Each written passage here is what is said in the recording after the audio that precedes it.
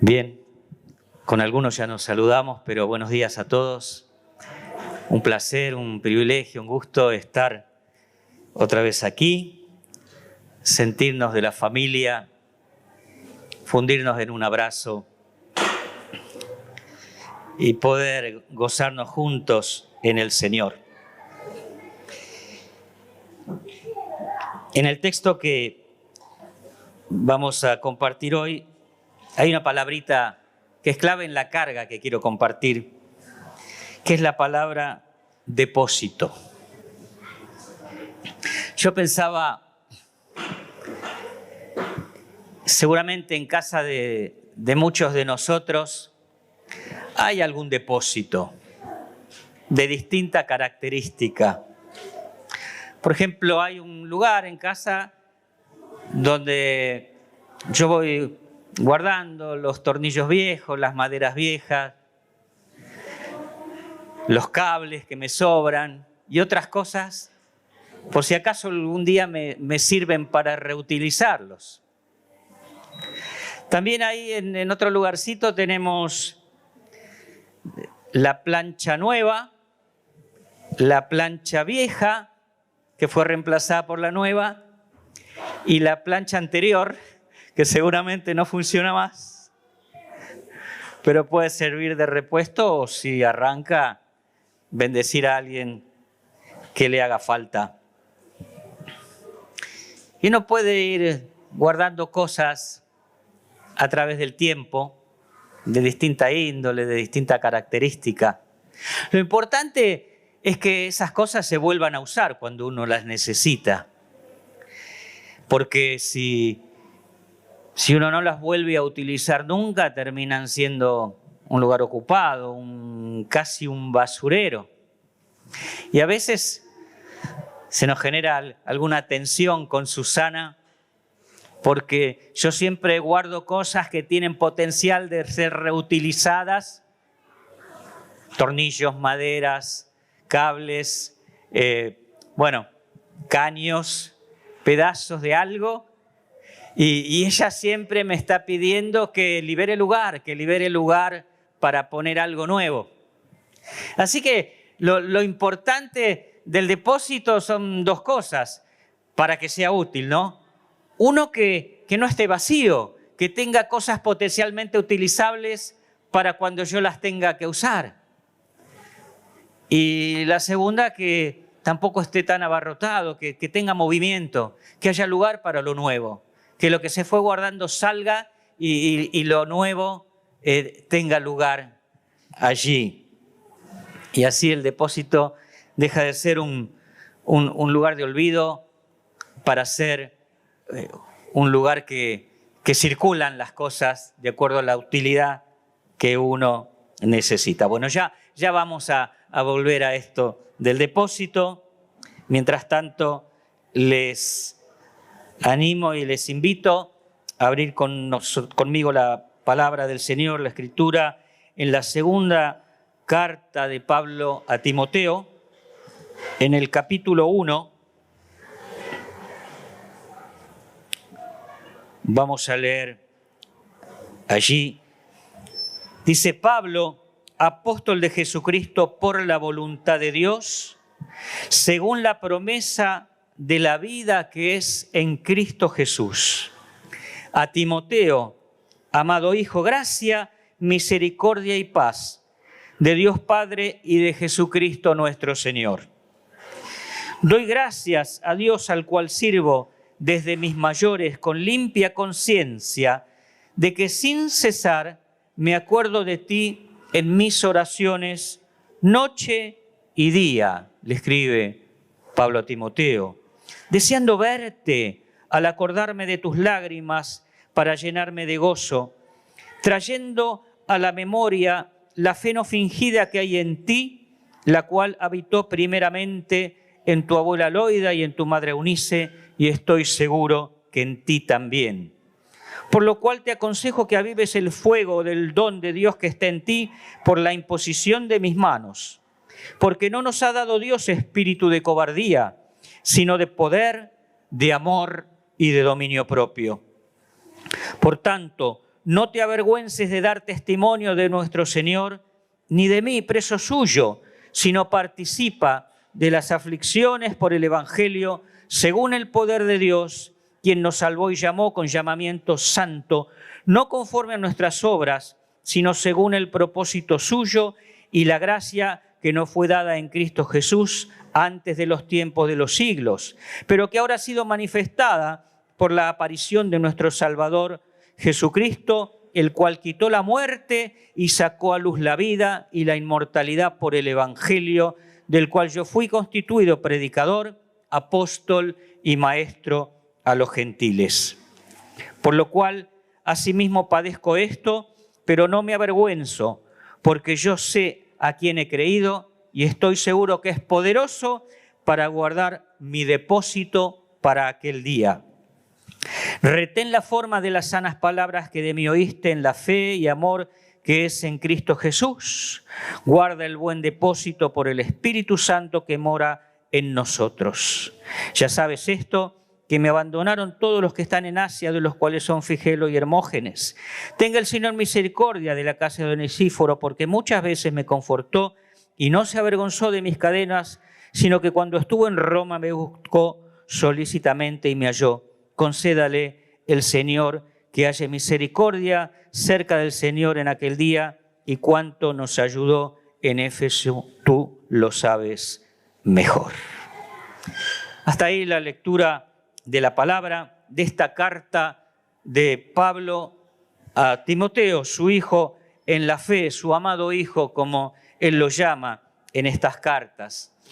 Y acá está necesario ver la situación de Pablo. Pablo está preso, está pronto a ser ejecutado, y aún desde la prisión él escribe y ministra.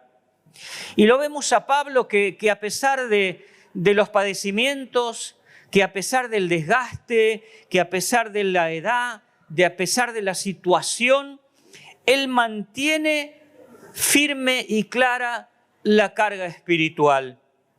Hay una carga espiritual en Pablo. Él es consciente de su ministerio en Cristo, de su llamado, de la voluntad del Señor, de los propósitos de Dios. Él escribe como apóstol de Jesucristo. Él escribe por la voluntad de Dios y según la promesa de la vida que es en Cristo Jesús. También Pablo en el verso 3 se considera siervo de Dios, al quien sirve desde sus mayores con limpia conciencia. Y Pablo también dimensiona el Evangelio, diciendo que el Señor nos llamó, nos salvó con un llamamiento santo, que esto no ha sido conforme a nuestras obras, a nuestros deseos, a nuestras posibilidades, a nuestro esfuerzo, sino que ha sido conforme a la gracia que encontramos en Cristo, gracia que ahora ha sido manifestada por la aparición del Señor Jesús en esta tierra y en nuestras vidas, y que la obra que hizo el Señor Jesús fue tremenda, porque Él quitó de en medio la muerte y sacó a luz la vida y la inmortalidad del Evangelio, y que en virtud de eso Él ha sido constituido predicador y apóstol a los gentiles. Así que esto primero que nos encontramos en la carta, un hombre lleno de fe, un hombre lleno de visión, un hombre que hasta el último momento considera los propósitos de Dios, la voluntad de Dios, la gracia del Señor y su poder manifestado. Y esto me hace pensar que es necesario que nosotros, cualquiera sea nuestra participación en la obra, mantengamos esta conciencia de que estamos manejándonos en la voluntad de Dios, de que estamos siendo inspirados por los propósitos de Dios, de que estamos siendo movidos por el Espíritu de Dios, de que se está manifestando el poder de Dios, sea que tengamos aquí un culto congregacional, sea que tengamos un servicio porque estamos yendo a visitar a un enfermo, sea que estemos desarrollando un comedor o una hora feliz, sea que nos toque limpiar el salón o acompañar a alguien a la estación del colectivo. Cualquier cosa que hagamos en el Señor, por grande o por pequeña que sea, mantener siempre vivo en nosotros la visión de que es por el Señor, de que es por gracia de Dios, que es en la voluntad de Dios, que es el proyecto de Dios, que tenemos un llamamiento santo que no ha dependido de nuestros méritos ni nuestras capacidades, sino de la gracia derramada en Cristo Jesús. Que estamos acá con un corazón agradecido porque donde antes había muerte, donde antes había vicio, donde antes había enemistad, donde antes había maldad, apareció el Señor, quitó de en medio la muerte y trajo la vida y la inmortalidad por el Evangelio. Yo quiero que si me toca predicar, que si me toca servir un plato de comida, que si me toca orar por un enfermo, que si me toca orar en silencio en mi casa, que si me toca acompañar a alguien que está solo o escuchar un problema y tal vez orar junto con alguien, siempre sea con este sentir presente de que estamos caminando en el plan de Dios, en la voluntad de Dios para nuestras vidas. Siempre presente que Él quiere que nadie se pierda, sino que todos sean salvos y vengan al arrepentimiento y al conocimiento de la verdad.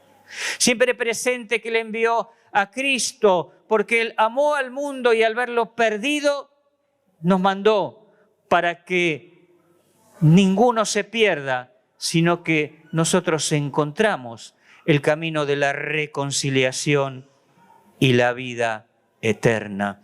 Este es el apóstol y nos enseña, no solo desde sus palabras, sino desde sus expresiones, desde su carácter, desde su vida transformada, a que también nosotros caminemos este camino reflejando el carácter de Cristo. Una segunda cosa que encontramos en esta carta es el amor entrañable que hay aquí entre Pablo y Timoteo. Y yo me ponía un poquito en el lugar, ¿no? No existía el WhatsApp, no existía la comunicación ahí instantánea. No se mandaba el mail tampoco para ser respondido. Sin ir muy lejos, cuando yo era chico y me quería comunicar con un amigo que vivía en Córdoba y yo en Buenos Aires, de puño y letra escribía en un papel, le mandaba una carta que iba al correo y se la mandaba y yo no sabía muy bien cómo ni cuándo iba a llegar. Y si uno quería asegurarse de que la carta llegara al destino, pagaba un poco más y le ponían una estampilla y certificado, y si quería ir más rápido, pagaba un poco más y la mandaban expreso. Y si la carta iba a otro país, no les cuento, porque iba por avión o por barco. Y uno se quedaba escribiendo, querido amigo, cuánto te extraño. Ese tiempo que pasamos juntos, aquellas vacaciones. ¿Cuándo nos volveremos a encontrar? ¿Cómo está tu salud? Y allá iba la carta, ya iba. Y uno esperaba que del otro lado una respuesta, pero pasaba una semana, 15 días, un mes y por ahí llegaba la carta de respuesta y uno ansiosamente abría el buzón a ver si el cartero dejaba algo. Parece de otra época, ¿no? Y si era en otro país, no le digo, meses podía tardar la respuesta en venir. Y ahí está Pablo escribiendo desde Roma, en su prisión, a Timoteo, que seguramente está en Éfeso, y Pablo dice, uy, va a zarpar un barco que tardará algunas semanas en llegar, pero le voy a escribir, no me lo voy a perder.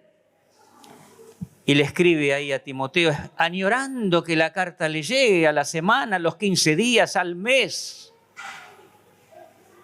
Y no solo eso, sino que le pide que lo venga a ver. Así que iba a pasar un tiempo hasta que Timoteo pudiera recibir, leer esa carta y cumplir este deseo del apóstol de venir a verlo. Dice Pablo, deseando verte al acordarme de tus lágrimas para llenarme de gozo. Y pensé esas lágrimas, me imaginé yo, cada uno se imagina distinto, pensé que eran las lágrimas de la despedida anterior. ¿Vieron cuando uno no sabe cuándo te voy a volver a ver? Se le caen las lágrimas. Y yo pensaba, Pablo, cuánto añoraba volver a encontrarse con su amado Hijo en el Señor, que le escribe de esta manera, con el recuerdo de las lágrimas, recordando en él una fe no fingida, la misma que habitó en su madre y también en su abuela. Este Timoteo era un muchacho que en uno de sus viajes misioneros, Pablo lo encontró y era hijo de una señora creyente y de un padre griego, así que era medio hijo de creyente, como algunos de nosotros. Y dice allá en los Hechos que Timoteo era un muchacho de buen testimonio. Así que Pablo quiso incorporarlo y se lo llevó en su segundo viaje misionero y también en su tercero. Luego se estableció Timoteo como ministro allá en Éfeso. Así que desde esa relación entrañable, me acuerdo cuando Pedro escribe en su segunda carta y habla de nuestra preciosa y valiosísima fe y nos aconseja añadir algunas virtudes a la fe. Termina diciendo, añadan a la fe afecto fraternal y al afecto fraternal amor. Un poquito cuando uno habla de amor, habla del amor sacrificial, del que entrega sin esperar nada a cambio, y aun cuando la respuesta no sea muy buena, yo, como Dios me dio a mí, yo te doy a vos, me desprendo. Pero el afecto fraternal habla también del aprecio, de la valoración, en algunos casos también hasta de la amistad. Y yo pensaba, qué bueno es tener en la obra esta relación entre un apóstol y un pastor, o entre un pastor y un hermano, o entre dos hermanos en la obra. Que nuestras relaciones no sean tensas, que no estemos ni escondiéndonos, ni hablando del otro medio mal, solapadamente. Cuánto consejo hay en la palabra de no murmurar, de no ser chismosos, de no mentir. Y necesitamos, mis hermanos, con los compañeros de obra, lo necesitan los músicos, lo necesitan los que sirven la mesa, lo necesitan los que ordenan el salón, lo necesitamos los que compartimos la palabra, necesitamos cuando oramos unos por otros, amor y afecto fraternal. Si vos sentís turbias tus relaciones con las personas de la congregación y de la hermandad en general, lo que puedo decirte es que vaya delante del Señor, que acomodes ahí tu corazón, para que cuando te cruces con el hermano empieces a ver su valor. Ya hay un valor en él porque Dios lo tomó por hijo.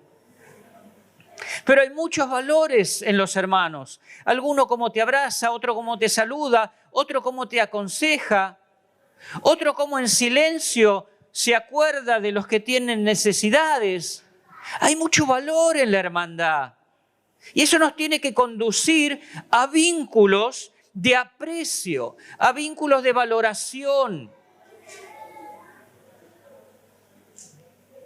El diablo viene a robar, a matar, a destruir, pero el Señor viene para que tengamos vida y la tengamos en abundancia.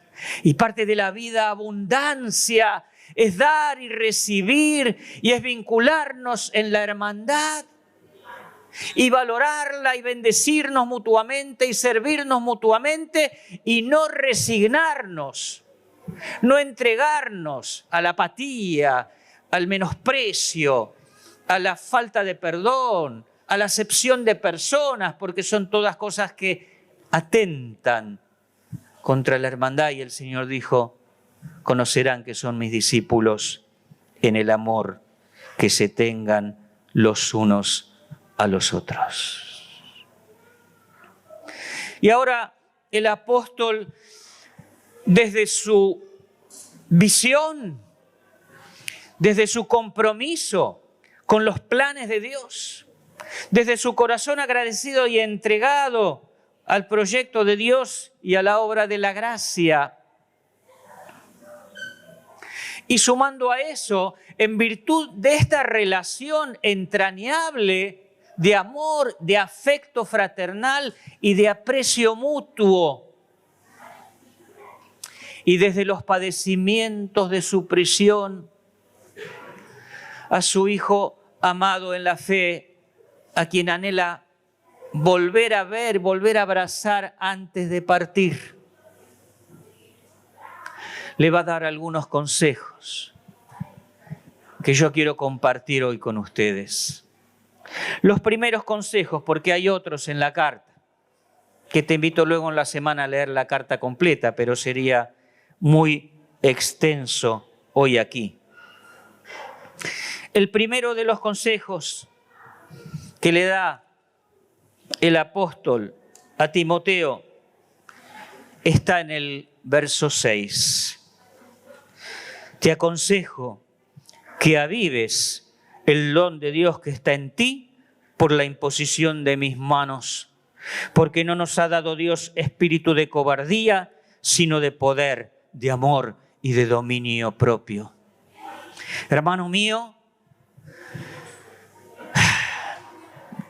no hay métodos, pero sí hay guías en la palabra para esto. Avivar el fuego del don del Espíritu depende de Dios, que es el que manda el fuego. Pero en cierta medida depende de nosotros, de si lo deseamos o no lo deseamos, de si lo buscamos o no lo buscamos, de si le damos el lugar o no le damos el lugar. También la Escritura nos dice no apaguen el Espíritu. Así que necesitamos que cada uno de nosotros avive el fuego del don que fue en nosotros por la imposición de manos. Hace unos minutos el pastor Claudio nos invitó, dijo vamos a orar por Brandon para que reciba el Espíritu Santo, y si alguien más quiere recibir, quiere renovar, quiere encender, quiere incendiar su espíritu, venga también y vamos a orar por todos. Y yo quiero también estar ahí, porque necesitamos para la hora del Señor avivar el fuego del Espíritu, el don de Dios que está en nosotros, y avivarlo en oración comunitaria y en oración individual y en oración íntima con el Señor, y adorarlo en el culto cuando todos nuestros corazones se elevan al Señor.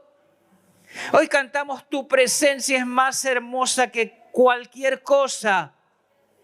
Casi le digo al hermano para ahí, quédate ahí, volvelo a cantar, no cantes otra canción. Porque avivamos el fuego del don de Dios en el culto.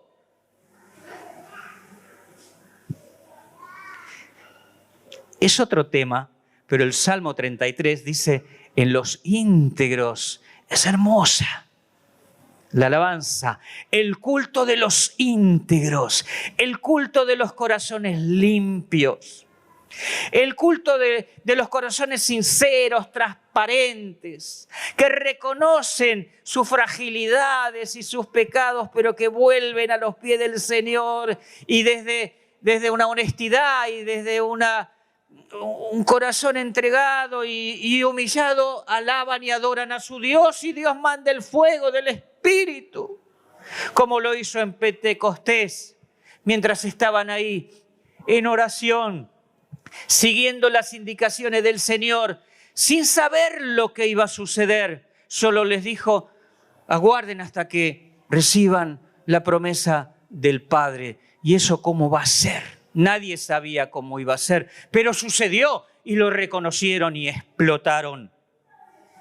Así que avivamos el fuego del Espíritu en nuestra oración, en nuestro culto comunitario, en nuestros tiempos de gozo, en la comunión. No te alejes de la congregación, no te dejes de reunir, no te conformes con internet, ni con venir una vez al mes. Todo lo que podamos, no por ser reunionistas, sino por venir a la presencia del Señor, por encontrarnos con los hermanos, por disfrutar la comunión, y en la comunión nos vamos conociendo, nos vamos sirviendo, nos vamos ayudando en nuestras necesidades, nos vamos aconsejando en nuestros problemas, nos vamos animando a invitar a otros para que más sean salvos y vengan al Señor. Así que, hermano, hermana, avivemos el fuego del don desde nuestra intimidad y también desde nuestra comunidad. El segundo consejo que le da el apóstol a su hijo amado en la fe está en el verso 8. Por tanto, no te avergüences de dar testimonio de nuestro Señor, ni de mí, preso suyo, sino participa de las aflicciones por el Evangelio según el poder de Dios. Esto toca nuestra fragilidad humana. Esto toca nuestra debilidad. Como tocó la de Pedro, cuando llevaron a Jesús y él lo negó 3 veces. Pero el Señor nos fortalece en el poder del Espíritu para que nuestra valoración sea más grande y mate nuestra vergüenza, para que nuestro amor eche fuera todo el temor. Y en primer lugar, no nos avergonzamos del Señor, sino que nos gloriamos en Él. Nos pone, en el buen sentido de la palabra, orgulloso de seguir a Cristo. A tal punto que si se burlan, a tal punto que si me hacen una maldad, a tal punto que si me desprecian, a tal punto que si me llevan preso o me piden razones y consideraciones, voy a tener el privilegio, el gozo interior, la alegría de dar la cara por mi Señor Jesús. También dice Pablo: no te avergüences de mí. Estaba en las malas Pablo. ¿Y qué pasa en las malas? ¿Y algunos? Los simpatizantes no son más simpatizantes. Los seguidores de las redes no son más seguidores, no los sigo más. Los amigos por interés desaparecen y quedan unos pocos. Acá Pablo hace una lista de los que alguna vez estuvieron con él y habían sido útiles para la obra. Ahí están en el verso 15, Figelio y Hermógenes, y en el 16 Onesíforo, y hay otros más, y más adelante en la carta hay otros más. Pero Pablo tiene a Timoteo como su hijo fiel. Él no se ha avergonzado del Evangelio. Y le pide, Pablo, aunque esté preso, aunque tenga mis vestiduras rotas y esté despeinado y en una cárcel ahí en la oscuridad, y dando lástima al mundo, no te avergüence de mí, porque yo sé en quién he creído y porque padecemos siguiendo en las pisadas de nuestro Señor Jesús. Así que debemos tener en alto el Señor Jesucristo. Debemos tener en alto todo lo que hacemos para Él. Debemos tener en alto, no idolatrar, pero tener en alto el pastor, los diáconos, los hermanos que nos reciben en la casa, los que nos llevan en el auto, los que nos pagan la comida, los que nos obsequian un vestido, los que nos dan un abrazo, los que nos dan una palabra de aliento. Todos ellos debemos tener en alto, de nadie nos tenemos que avergonzar, porque hay algo muy valioso en cada uno de nosotros, que es la palabra del Evangelio y la presencia del Espíritu Santo. Así que no te avergüences del Señor, ni tampoco de sus hijos y sus ministros. Un tercer consejo que da el apóstol está en el verso 13. Retén la forma de las sanas palabras que de mí oíste en la fe y amor que es en Cristo Jesús. Ya le había escrito Pablo a Timoteo en su carta anterior, advirtiéndole de algunos falsos maestros. Y acá vuelve sobre el tema, insiste sobre el tema. Pablo había tenido que lidiar en Corintio con los que causaban divisiones, en Galacia con los legalistas, con los judaizantes, seguramente en Éfeso y en Colosas con los filósofos, y también allá en Roma con los dados a la buena vida y otros problemas. Así que seguramente los falsos maestros abundaban por todos lados y Pablo está preocupado que la palabra del Evangelio sea trasladada en su pureza. Más adelante le va a decir que lo que aprendió de él se lo encargue a hombres que sean también fieles para enseñar a otros. Y le insiste que la palabra es útil para enseñar, para redarguir, para corregir, para formar al hombre de Dios perfecto en justicia y santidad.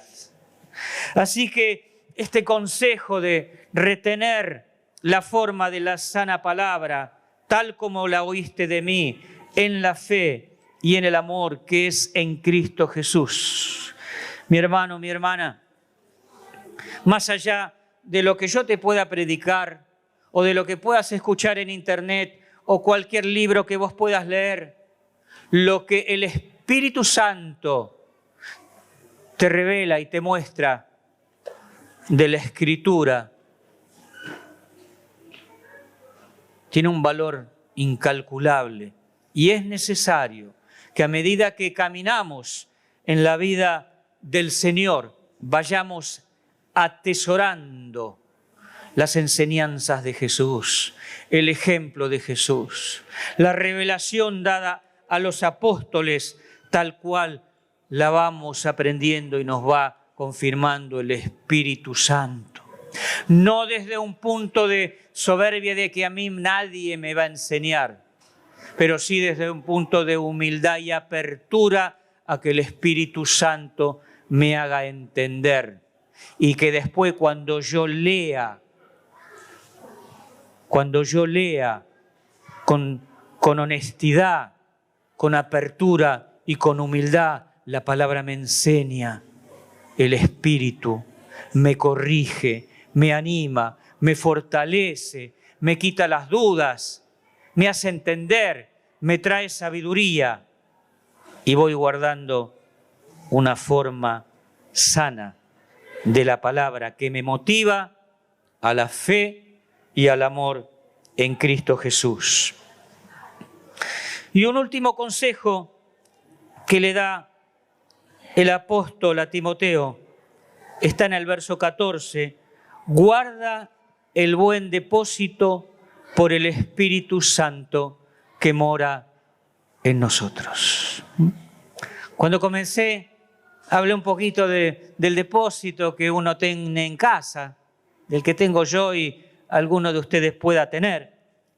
Pero lo que es cierto para la vida natural, vamos a llamar, también es cierto en lo espiritual.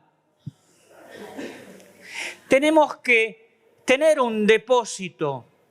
¿Y qué es un depósito en lo espiritual? Un depósito es la memoria, el recuerdo, la valoración de nuestras experiencias espirituales.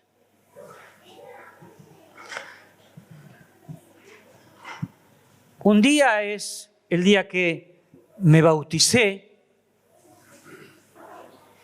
el día que el Señor me llenó con su espíritu, que puede haber sido el mismo día o antes o después. El día que recibí el primer abrazo de amor.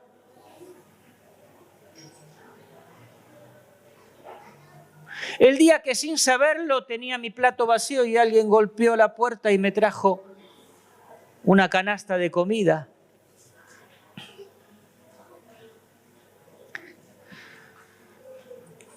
El día que tuve un problema, choqué el auto, me echaron del trabajo y Dios me cruzó un hermano que me escuchó, que me consoló, que me acompañó. Tantas experiencias que tendrá cada uno de nosotros. Y como dije, el depósito tiene que tener movimiento. Tiene que tener movimiento. No vivimos de glorias pasadas. Pero cuando uno tiene que dar testimonio y decirle a otro, che, orá, el Señor te va a contestar. Porque cuando yo busqué trabajo y no conseguía y me di cuenta que podía doblar las rodillas, el Señor me sorprendió y ahora tengo que elegir entre 3 ofertas.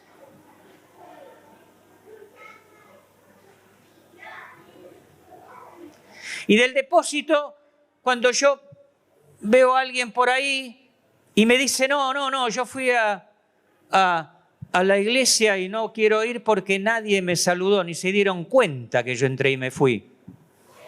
Y yo le puedo decir, pará, no sé a dónde fuiste, pero a mí no me pasa eso, a mí no me dejan entrar, que me abrazan 5, vení conmigo y vas a ver. Tengo un depósito de donde puedo dar testimonio. Y el depósito está en movimiento para que cuando venga el momento yo agarre de él y haga uso. Y un depósito que se sigue llenando con las experiencias que día a día me va permitiendo en su gracia el Señor vivir con los hermanos, con el Espíritu Santo, con las circunstancias de la vida, aún con los padecimientos. Dice Pablo en el verso 12, por lo cual, asimismo padezco esto, porque está preso, pero no me avergüenzo, y le da ejemplo, porque yo sé a quién he creído y estoy seguro que es poderoso para guardar mi depósito para aquel día. Dios quiera que nunca nos apartemos del Señor. Dios quiera que siempre nuestro depósito se vaya enriqueciendo con experiencia del Espíritu. Dios quiera que aquel día, el día que me encuentre con el Señor, mi corazón esté ensanchado de experiencia de amor. Mi carácter esté transformado al carácter de Cristo.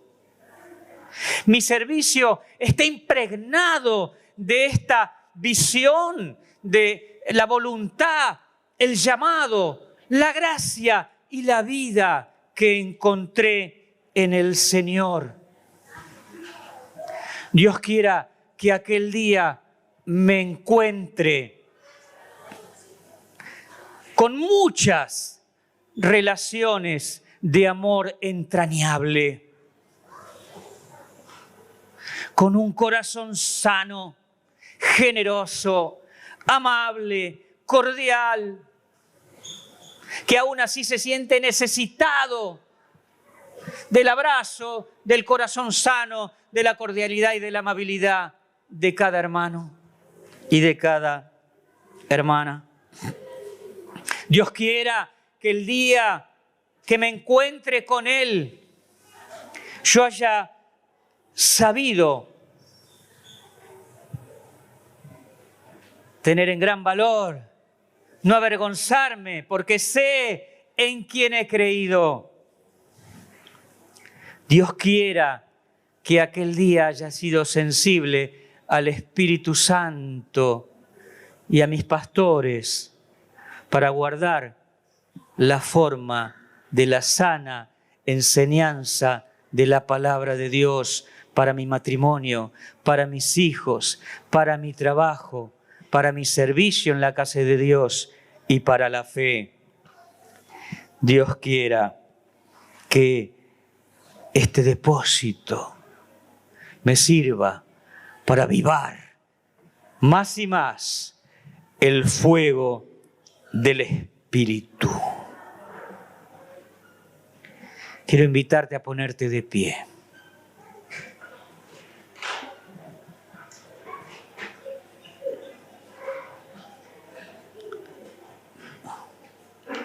Vamos a rogar al Señor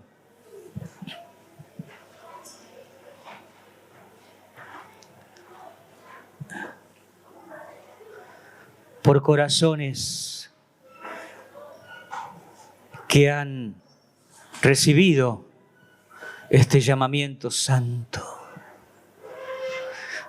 Vamos a rogar al Señor por corazones depositarios de la gracia de Dios.